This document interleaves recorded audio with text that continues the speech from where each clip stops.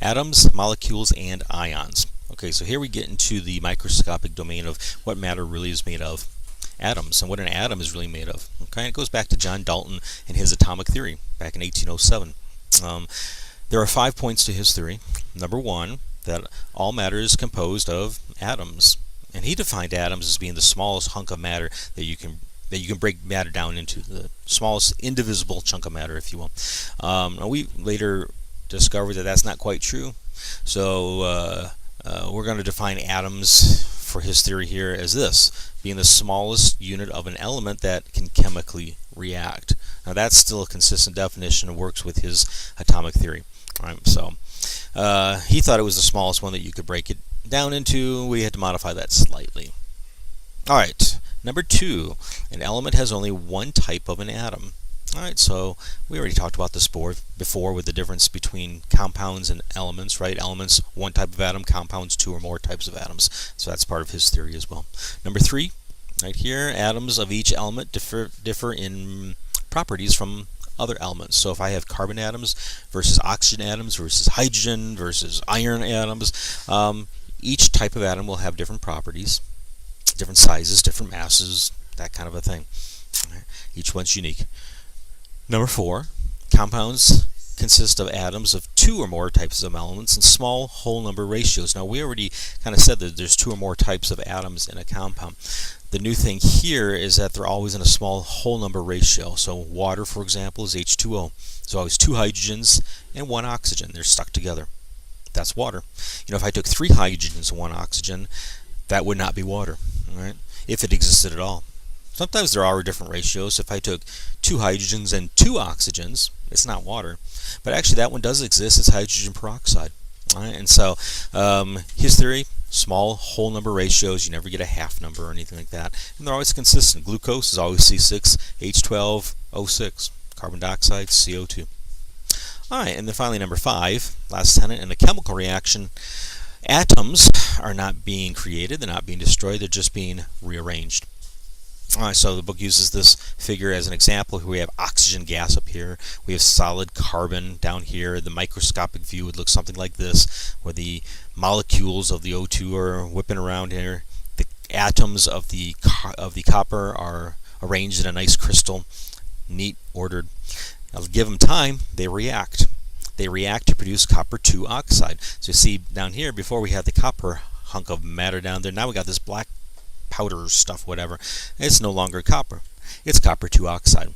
If you look at the microscopic view, we've got both oxygen and copper atoms that have been not just mixed together, but chemically bound together. It's a new ID matter here. It's newly created. I don't want to use the word created, but it's rearranged these atoms to form a newly formed, that would be the way to say it, copper 2 oxide. Symbolically, we would say O2 plus copper gives us CuO, copper 2 oxide. And we'll talk about the names later in this chapter. All right, other people stood upon the shoulders of a giant there, stood upon the atomic theory that Dalton came up with, and furthered it. More observations helped us to understand even further. So Joseph Proust observed and wrote down concisely the law of definite proportions, also law of constant composition. They're called different things. Same law though, which is basically this: the mass ratio in any compound is always constant. The mass ratio. Now up there, John Dalton up here said they're always going to be in what? Small whole number ratios, because he was looking and theorizing about the actual atoms themselves.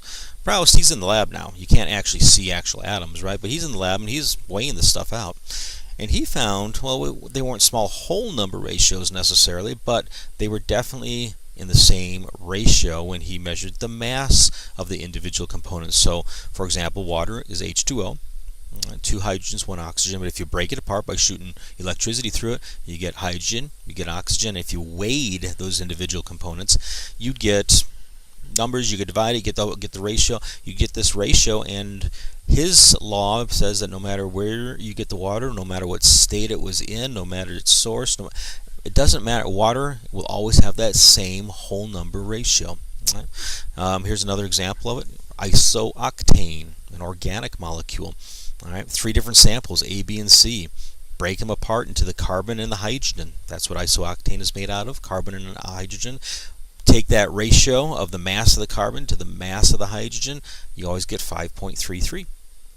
No matter what, sample B, sample C, doesn't matter if the sample came from the United States or from Switzerland or from Mars, you always get 5.33 for isooctane. Now later on we learn that isooctane is actually 8 carbon atoms and 18 hydrogen atoms. Alright, so that has so much weight, that has so much weight, I think it makes sense that you took the ratio of the mass, it's going to be constant. Now, we do note that the reverse is not true.